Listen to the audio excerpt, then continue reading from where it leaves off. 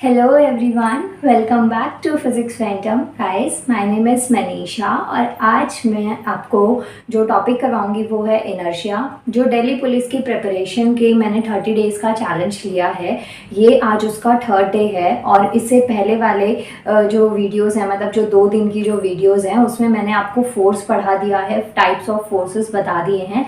आज उसी में हम आगे कंटिन्यू करेंगे। इनर्शिया क्या होता है और किस तरीके से आप इसको याद रख सकते हैं। वैसे अगर हम इनर्शिया वर्ड बोलते हैं तो ये आपको टफ लगेगा, क्योंकि ये वर्ड ना काफ़ी कॉम्प्लिकेटेड सा लग रहा है। लेकिन अगर मैं बोलूँ, आपने क्या न्यूटन के तीनों लॉज के बारे में पढ़ा है, स्पेशली फर्स्ट लॉ पढ़ा है, तो शायद आपको थोड़ा बहुत ईजी लगे इनर्शिया। तो माय डियर व्यूअर्स, ये जो इनर्शिया है, ये फर्स्ट जो न्यूटन का फर्स्ट लॉ है, सर आइजैक न्यूटन का जो फर्स्ट लॉ है, उसी से रिलेट करता है। इट मीन्स आपको अगर याद हो फर्स्ट लॉ, सेकेंड लॉ और थर्ड लॉ क्या होता है तो कमेंट करिए। अदरवाइज मैं तो बता ही रही हूँ वीडियो में, क्योंकि ये इनर्शिया में मुझे समझाना, अगर ये इसमें नहीं समझाना होता ना तो मैं डेफिनेटली होमवर्क में ही छोड़ देती कि आप खुद ही बता देंगे, लेकिन नहीं, अब मुझे भी बताना पड़ेगा। So first law of motion जो है, उसके अकॉर्डिंग अगर कोई चीज़, कोई ऑब्जेक्ट रेस्ट पे है तो रेस्ट पे रहेगा, अगर वो मूवमेंट में है मूवमेंट में रहेगा, अनलेस एंड अनटिल उसके ऊपर कोई एक्सटर्नल फोर्स अप्लाई नहीं किया जाता। तो ये है न्यूटन का फर्स्ट लॉ। सेकंड लॉ और थर्ड लॉ आप मुझे कमेंट कर देना। थर्ड लॉ वैसे बहुत ईजी है, इसके तो आप अच्छे तरीके से एग्जाम्पल भी दे सकते हैं, लेकिन आपको सेकंड लॉ और थर्ड लॉ को मुझे कमेंट करना है, विद एग्जाम्पल बताना है क्या होता है ये। और फर्स्ट लॉ मैंने आपको समझा दिया कि कोई भी चीज़ रेस्ट पे है, मतलब कि अगर उसमें किसी तरीके की कोई मूवमेंट नहीं हो रही है तो वो नहीं होगी। अगर वो मोशन में है तो वो मोशन में ही रहेगी, अनलेस एंड अनटिल उस पर कोई एक्सटर्नल फोर्स अप्लाई नहीं होता है तब तक। नाउ जो इनर्शिया है ना, ये भी कुछ इसी से रिलेटेड है। एक बार इसकी डेफिनेशन देखते हैं इनर्शिया की। ना देखिए, इतनी सारी मैंने डेफिनेशंस लिखी, आप कोई भी जो भी आपको अच्छी लगे उसको लिख सकते हैं। यहाँ पे डे है थर्ड, ये थर्ड मैंने लिख दिया। Now the inability of a body to change its state unless acted upon by a net external force is known as inertia. मतलब कि कोई भी एक बॉडी है जो अपनी इनिशियल स्टेट को चेंज नहीं कर सकती, मतलब उसमें ये एबिलिटी नहीं है, उसमें इस चीज़ की मतलब कि एनर्जी की लैकनेस है, या किसी भी वजह से वो अपनी जो स्टेट है उसको चेंज नहीं कर सकती है, तो उसे हम कहते हैं इनर्शिया। अब इसका एग्जाम्पल क्या है? फॉर एग्जाम्पल, कोई बॉल है, आपने उसको रोल कर दिया, आई मीन कि आपने बॉल को ना ऐसे फ्लोर पे फेंका, तो क्या है, वो बॉल ना राउंड राउंड अपने आप होती जाएगी। कब तक? या तो वो किसी दीवार से टच ना हो जाए, या फिर अगर आपने उसको बहुत स्लो फेंका है तो वो तो थोड़ी देर में रुक जाएगी, लेकिन अगर वो किसी दीवार से या किसी चीज़ से टच नहीं हो जाती तब तक वो सेम स्पीड के साथ में मोशन में रहेगी। एकदम जब फेंकते हैं तब थोड़ी स्पीड ज़्यादा होती है और फिर धीरे धीरे धीरे वो स्पीड क्या होने लग जाती है, स्लो हो जाती है। सेम चीज़ इनर्शिया में भी हमें यही चीज़ समझाई जाती है, और इसमें भी आप यही एग्जाम्पल्स ले सकते हैं कि इनर्शिया एक्चुअल में होता क्या है। नाउ नेक्स्ट जो डेफिनेशन है वो देखिए, a lack of energy and inability to move or change. कोई भी जो इनएबिलिटी है, मतलब कि मूव या चेंज करने की, तो उसे इनर्शिया कहते हैं। सेम डेफिनेशन को शॉर्ट में लिखा हुआ है।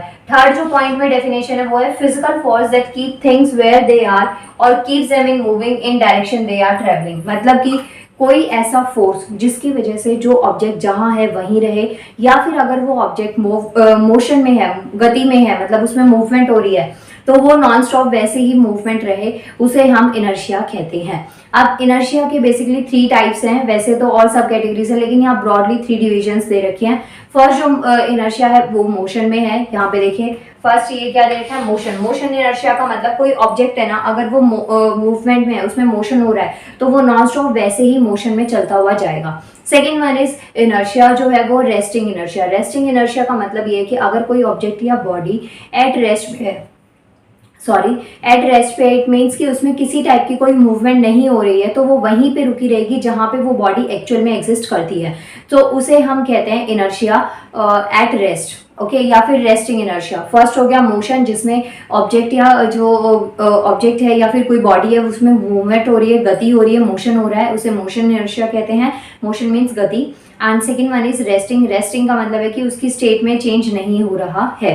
Now third one is directional inertia. Directional inertia का मतलब ये है कि जो भी डायरेक्शन है ऑब्जेक्ट की, वो उसी डायरेक्शन में फ्लो होता जा रहा है, या उसी डायरेक्शन में रोल करे जा रहा है, या फिर जो भी डायरेक्शन में आपने चीज को फेंका है वो सेम डायरेक्शन में जा रही है जब तक आप उसकी मतलब कोई एक्सटर्नल फोर्स अप्लाई करके आप उसकी डायरेक्शन को चेंज नहीं कर देते। इसे कहते हैं डायरेक्शनल इनर्शिया। सो यहाँ पे 3 मेन कैटेगरीज हैं। First one is motion, second one is resting and number third is directional inertia. Okay, so guys ये तीनों जो इनर्शिया हैं, तीनों में एक ही चीज आपको समझ में आएगी कि जो भी मोशन में या जो भी ऑब्जेक्ट या बॉडी की स्टेट है ना, चाहे वो मूव कर रही है, चाहे वो एट रेस्ट है, चाहे जो मर्जी उसकी स्टेट है, वो वही वाली स्टेट है, उसमें कोई भी चेंज नहीं आ रहा है जब तक आप उस पर कोई एक्सटर्नल फोर्स अप्लाई नहीं करते।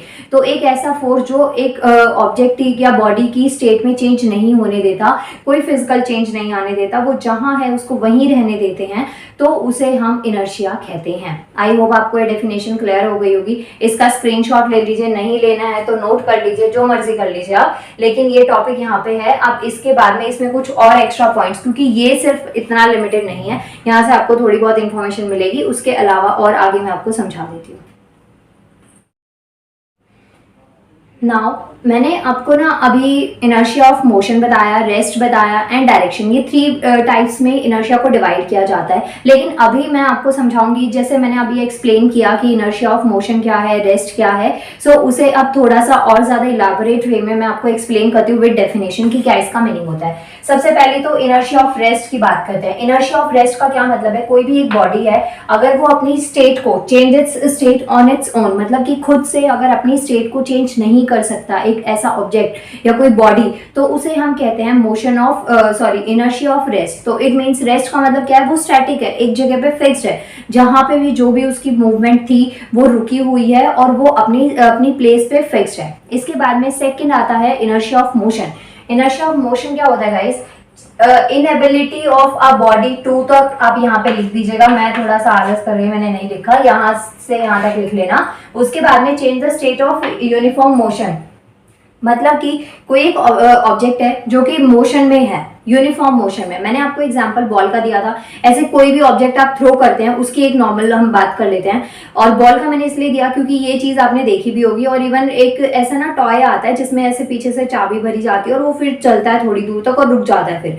तो ऐसे ही कुछ आप एग्जाम्पल्स ले सकते हैं। बॉल का एग्जाम्पल मुझे काफी अच्छा सा लगता है, इसलिए मैंने आपको बॉल का एग्जाम्पल दिया। तो उसमें क्या है कि उस पे जब तक कोई एक्सटर्नल फोर्स अप्लाई नहीं हुआ था तब तक वो ऐसे ही मोशन में थी। मोशन में होने की वजह से क्या हुआ कि एक पर्टिकुलर टाइम के बाद में वो अपनी स्पीड उसकी कम हो जाएगी। क्यों? क्योंकि उसमें जो एनर्जी थी वो धीरे धीरे क्या हो जाती है, कम हो जाती है। लेकिन कोई भी ऑब्जेक्ट अगर खुद से अपने यूनिफॉर्म मोशन को चेंज नहीं कर सकता, जैसे कि एक कार का एग्जांपल लेते हैं, अगर कार रोड पे चल रही है, हाईवे पे चल रही है, तो स्पीड ज्यादा होती है। नॉर्मल अगर जैसे जो कॉलोनीज वगैरह होती है वहां पे स्पीड क्या हो जाती है, कम हो जाती है। तो ये एक ड्राइवर के हाथ में होता है कि कार की स्पीड को कम करना है या ज्यादा करना है, तो वहां पे उसमें चेंज हो सकता है, वो नॉन यूनिफॉर्म मोशन होगा। लेकिन अगर आप यूनिफॉर्म मोशन की बात करेंगे तो इट मीन्स कि एक जो स्पीड है ना वो कांस्टेंट है, ना कम हुई है ना ज्यादा हुई है, वो एक स्पीड से चीज चलते हुए जा रही है। यहाँ पे यही चीज बता रखी है कि अगर कोई ऑब्जेक्ट अपने यूनिफॉर्म मोशन को चेंज नहीं कर सकता तो उसे हम मतलब खुद से अगर अपने यूनिफॉर्म मोशन को चेंज नहीं कर सकता उसे हम इनर्शिया ऑफ मोशन कहते हैं। मतलब कि अगर उस पर कोई एक्सटर्नल फोर्स अप्लाई होता है कि आपने खुद से रोक दिया या कोई चीज से टकरा के वो ऑब्जेक्ट रुक जाए तो बात अलग है, अदरवाइज खुद से वो ऑब्जेक्ट नहीं रुका था तो इसे कहते हैं inertia of motion. Inertia of motion के बाद में जो सेकंड आता है वो है गाइस डायरेक्शन। अभी देखिए मैंने एक तो आपको रेस्ट बता दिया, second one is motion and number third is direction. Direction का क्या मतलब है कि खुद से कोई भी ऐसा ऑब्जेक्ट जिसकी ऐसी इनएबिलिटी हो, मतलब कि ऐसी एबिलिटी ना हो जो कि अपनी डायरेक्शन को खुद से चेंज कर पाए, उसे हम कहते हैं इनर्शिया ऑफ डायरेक्शन। डायरेक्शन का मतलब होता है दिशा, किस डायरेक्शन में उसे ऑब्जेक्ट को जाना है या नहीं जाना है, किस डायरेक्शन में, और ये ऑब्जेक्ट खुद डिसाइड ना कर पाए उसे हम कहते हैं डायरेक्शन ऑफ इनर्शिया। तो आई होप ये तीनों चीजें क्लियर हो गई होंगी आपको। फर्स्ट है रेस्ट। रेस्ट मतलब कि अगर पोजीशन रेस्ट पे है, कोई उसमें मूवमेंट नहीं हो रही है, तो वो नहीं होगी जब तक उस पर कोई एक्सटर्नल फोर्स अप्लाई नहीं होता। Next one is uniform motion. तो उसमें भी सेम चीज है। यूनिफॉर्म मोशन में मीन्स कि मोशन में कोई भी तरीके का नॉन यूनिफॉर्म ना आना, ना स्पीड कम होना ना ज्यादा होना, तो वो नॉन यूनिफॉर्म का एग्जांपल हो गया। इसके बाद में नेक्स्ट आता है inertia of direction. Direction means कि जो पर्टिकुलर ऑब्जेक्ट की डायरेक्शन है वो सेम डायरेक्शन में रोल ऑन करे या मूव करे और उसकी डायरेक्शन में खुद से चेंज ना आए, तो इसे हम कहते हैं डायरेक्ट इनर्शिया ऑफ डायरेक्शन। तो ये तीनों पॉइंट्स आपको क्लियर हो गए, टाइप्स आपको आई होप क्लियर हो गए होंगे। स्टिल अगर डाउट है आपको, क्योंकि मुझे लगता है कि बहुत ईजी था, इससे ज़्यादा ईजी मैं क्या एक्सप्लेन कर पाती, लेकिन अगर फिर भी आपको लगता है कि नहीं समझ में आया, डाउट है, आप मुझे कॉमेंट करिए, मैं कुछ और तरीका देखती हूँ फिर कि आपको समझा पाऊँ इस टॉपिक को, क्योंकि इनर्शिया ना इंपॉर्टेंट है। नाउ नेक्स्ट इसमें ना नोट की फॉर्म में दे रखा है, आप इसको प्लीज नोट कर लेना, इसमें बता रखा है और ये क्वेश्चन एग्जाम में आता है कई बार। क्वेश्चन क्या है, a heavy body has more inertia than a lighter body. जो हैवी बॉडी होगी ना, ऑब्वियसली उसका मास ज्यादा होगा, तो जो हैवी बॉडी है उसमें ये बोला गया है कि उसका इनर्शिया ज्यादा होगा as compared to lighter body. आपसे क्वेश्चन में पूछा जा सकता है इनर्शिया के लिए 4 स्टेटमेंट्स दे दी जाए और पूछा जाए इनमें से किसमें ज्यादा होगा, या फिर 4 ऐसे ऑब्जेक्ट्स का नाम दे दिया जाए वेट के साथ में, मास के साथ में, तो आपको आइडेंटिफाई करना होना चाहिए, मतलब पता होना चाहिए कि अगर कोई ऑब्जेक्ट हैवी बॉडी है तो इट मीन्स कि उसमें इनर्शिया ज्यादा है, और अगर लोअर बॉडी है, कम वेट है बॉडी का, तो उस टाइम पे इनर्शिया क्या हो जाएगा, कम हो जाएगा। ये स्टेटमेंट यहाँ पे लिखी है, a heavy body has more inertia than a lighter body, मतलब कि जो हैवी बॉडी है उसमें इनर्शिया ज्यादा होगा as compared to lighter body. And जो सेकंड पॉइंट है, the mass of the body is measure of its inertia, मतलब कि अगर आप किसी बॉडी का मास मेजर करते हैं तो इट मीन्स आप उसका इनर्शिया मेजर कर रहे हैं। आई होप इनर्शिया से रिलेटेड ये सारे टॉपिक्स आपको क्लियर हो गए होंगे। स्टिल माय डियर व्यूअर्स, अगर कोई भी डाउट है तो आप मुझसे पूछ सकते हैं। और आज ये क्लास का डे 3 है।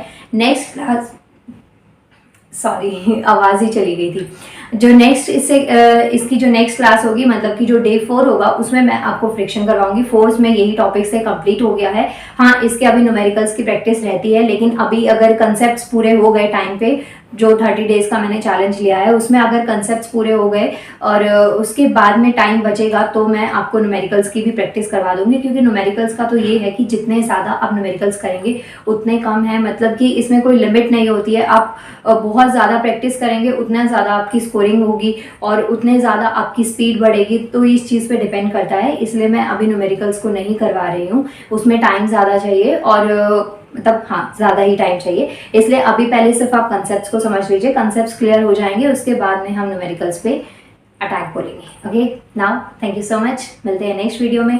स्क्रीनशॉट ले लीजिए या फिर नोट कर लीजिए, जो भी आपको अच्छा लगे कर लीजिए। इसके साथ ये जो टॉपिक था इनर्शिया कंप्लीट हो गया। नाउ नेक्स्ट टॉपिक जो हमारा होगा वो होगा फ्रिक्शन। अगेन वीडियो के लास्ट में एक ही चीज़ मैं बोलती हूँ हमेशा, वीडियो को लाइक करना है, चैनल को सब्सक्राइब करना है और कमेंट भी करना है कि वीडियो कैसी लगी, क्या मैंने बहुत फास्ट पढ़ा दिया या आपको कुछ भी समझ में नहीं आया, तो यहाँ से आके यूँ चला गया या यहाँ से आके यूँ चला गया या फिर यहाँ पे घुस गया आपके दिमाग में। So please comment me and thank you so much. इतना ज़्यादा सपोर्ट किया मेरे चैनल को आप सबने, इवन अभी भी कर रहे हैं, नो डाउट, इसमें तो कोई शक की बात ही नहीं है। और शायद आप लोग नहीं सपोर्ट करते तो मैं ये वीडियो रिकॉर्ड ही नहीं कर पा रही होगी। थैंक यू सो मच, मिलते हैं नेक्स्ट वीडियो में।